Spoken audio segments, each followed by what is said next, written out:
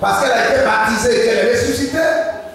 On nous a pas dit que c'est parce qu'elle prophétise à l'église qu'elle est ressuscitée.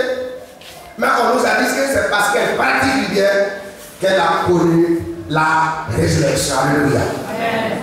Voulons-nous aussi connaître la résurrection dans nos entreprises, la résurrection dans nos projets, la résurrection de notre avenir? Il faut apprendre à vivre l'évangile holistique. Nous avons dit qu'il faut utiliser les opportunités que nous avons pour le faire. On peut donner ce qui ne nous sert pas aujourd'hui à d'autres personnes. Nous avons parlé des médicaments qu'on peut apporter, que nous ne nous utilisons plus, les habits, les chaussures, les sacs et bien d'autres choses qui ne nous servent pas aujourd'hui. Quand ça vient, ça devient nouveau pour quelqu'un. Et nous avons encouragé les uns les autres à le faire et aussi à s'adhérer à des départements comme le CAP pour servir le Seigneur. Et avant tout, nous avons mis une note en question pour dire que la pratique du bien ne remplace pas le spirituel. Parce qu'il ne faut pas tomber dans l'autre extrême, où il y a des gens qui pensent qu'en pratiquant le bien, ils ont déjà le ciel. Ce n'est pas comme ça. Nous avons été sauvés par le Seigneur. Et touchés par le Seigneur, nous pratiquons le bien. Ce n'est pas en pratiquant le bien que nous irons au ciel, mais c'est parce que nous avons été sauvés par le Seigneur que nous irons au ciel. Et ce que nous faisons nous accompagne comme grâce et bénédiction. Pour ne pas qu'on tombe dans ce que les gens appellent aujourd'hui l'évangile social, qui est une théorie que nous condamnons. Et pour aujourd'hui, pour terminer, je vous ai dit qu'après, nous aurons des recommandations et ces recommandations vont nous servir de conclusion. En quelques minutes. Premièrement, première recommandation, faire du bien devrait, j'ai dit devrait, être la réaction normale de celui qui croit en Jésus-Christ. Pour rejoindre la pensée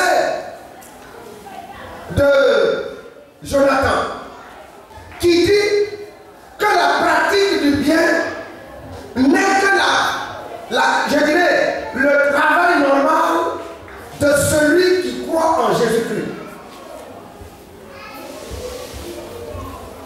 Et Jacques, dans ses écrits, Jacques chapitre 1, verset 27, et Jacques chapitre 2, verset 14. Si quelqu'un a trouvé, il peut lire. Jacques chapitre 1, verset 27. Voilà ce qui est écrit.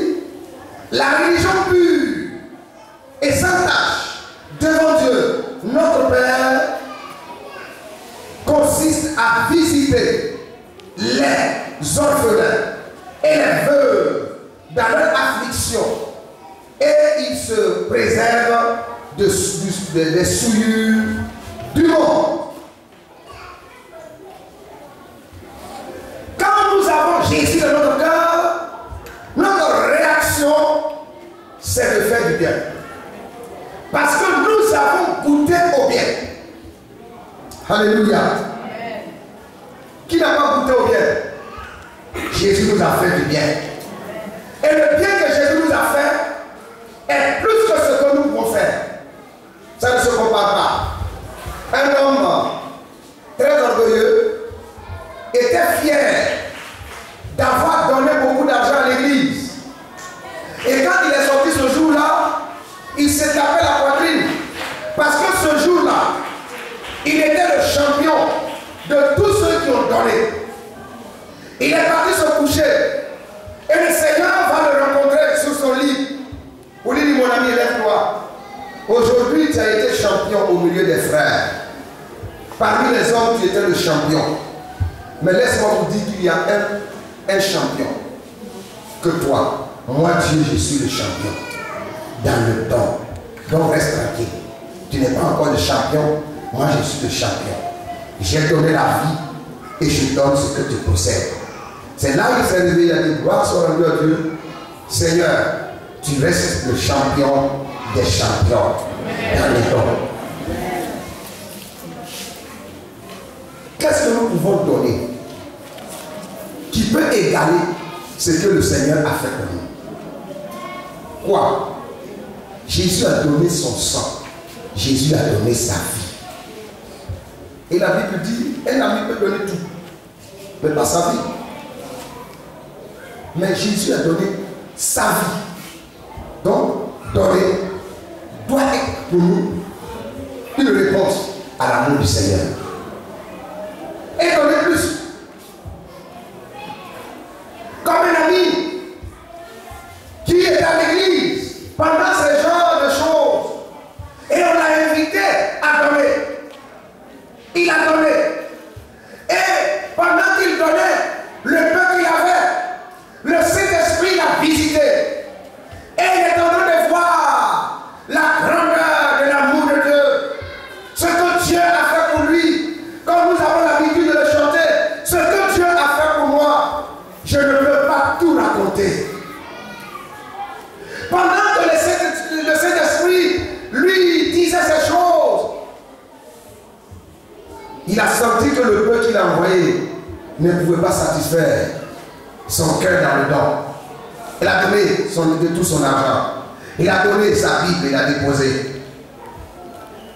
Il avait son sac, il a mis dedans. Mais l'amour de Dieu continue de chanter dans son cœur. Pendant que la corbeille passait, il s'est levé, il est parti s'asseoir dans la corbeille. Il dit, Seigneur, prends-moi en même temps, prends-moi tout. Humainement parlant, c'est une folie. Mais devant Dieu, c'est ce que nous devons faire. Tout appartient à Dieu. Nous ne donnons rien. Seulement nous exprimons notre reconnaissance au Seigneur en lui apportant quelque chose. Nous ne pouvons pas donner quelque chose à Dieu pour dire, comme tu m'as sauvé, voici ta part. Il n'y a pas de partenariat gagnant-gagnant entre Dieu et nous. Dieu seul est le maître et c'est lui qui bénit abondamment. Amen. La deuxième recommandation, c'est que celui qui fait du bien, visite les pauvres, visite les prisonniers, fait du bien, est dans le plan initial de Dieu. C'est un homme qui est dans le plan de Dieu. Dans Michée, le chapitre 6, verset 8, le prophète va dire, ô homme, Dieu va dire au travers du prophète, ô homme, voilà ce que tu dois faire. Voilà ce que Dieu t'enseigne. Il a dit qu'il faut pratiquer la justice. Il a dit qu'il faut pratiquer la miséricorde. Et enfin, marcher humblement devant ton Dieu. Ces trois pensées de Michée chapitre 6. C'est l'évangile monistique. Ô homme, on t'a enseigné ce que tu dois faire. Ô homme, voilà le plan de Dieu pour toi. Premièrement, pratiquer la justice. C'est-à-dire rendre à chacun selon son dû. Dieu se soucie de l'équité, d'une répartition des richesses sur la terre, d'une bonne répartition de la richesse. J'ai lu un document pendant que je préparais, avant cela, et il y a quelque chose qui m'a marqué. Le monsieur a dit qu'ils ont fait des recherches et se sont rendus compte que ceux qui meurent d'abondance sont plus que ceux qui meurent de faim. Ça m'a choqué un peu.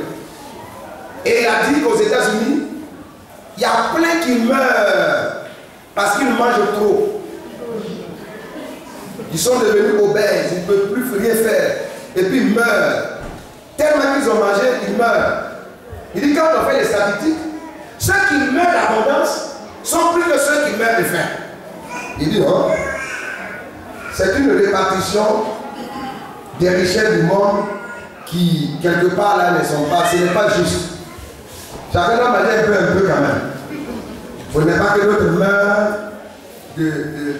comment on appelle ça, de gourmandise et notre main de faim. Ensuite, il a dit qu'il faut pratiquer la miséricorde. Ici, nous avons le social de l'évangile. Dieu nous invite à ne pas fermer notre cœur à la détresse humaine. Notre cœur ne doit pas être fermé. Et ensuite, l'évangile holistique, il dit de marcher humblement devant Dieu.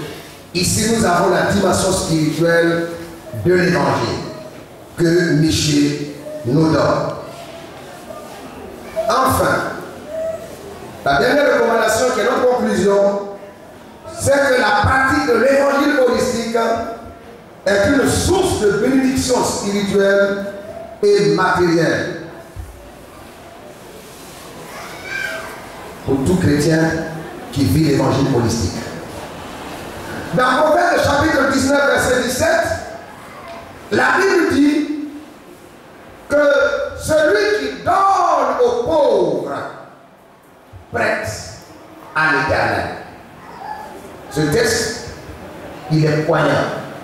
Celui qui donne aux pauvres ne donne pas aux pauvres, mais celui qui donne aux pauvres prête à l'Éternel. Parce que le pauvre n'a rien pour vous rembourser. Et si Dieu est le Dieu des pauvres, et quand vous donnez un à un pauvre, Dieu vous rembourse au centuple.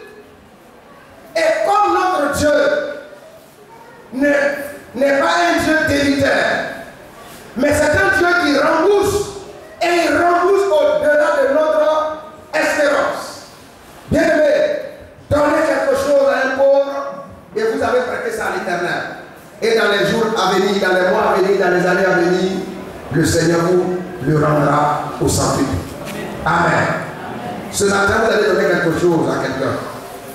Ne regardez pas la personne, ne regardez pas le CAP, mais au-delà du CAP, dites à l'Éternel, je vous prête quelque chose. Et Dieu est fidèle. La Bible dit, Dieu n'est pas comme un homme pour oublier vos bienfaits. L'homme a cette tendance d'oublier. Mais Dieu n'oublie jamais. Ce que vous posez comme acte aujourd'hui, vous le recevrez certainement. Dans Luc chapitre 6, le verset 38, là je vais lire cela. Luc chapitre 6, verset 38. Quelqu'un peut lire pour moi? Luc chapitre 6, verset 38. Qui va lire?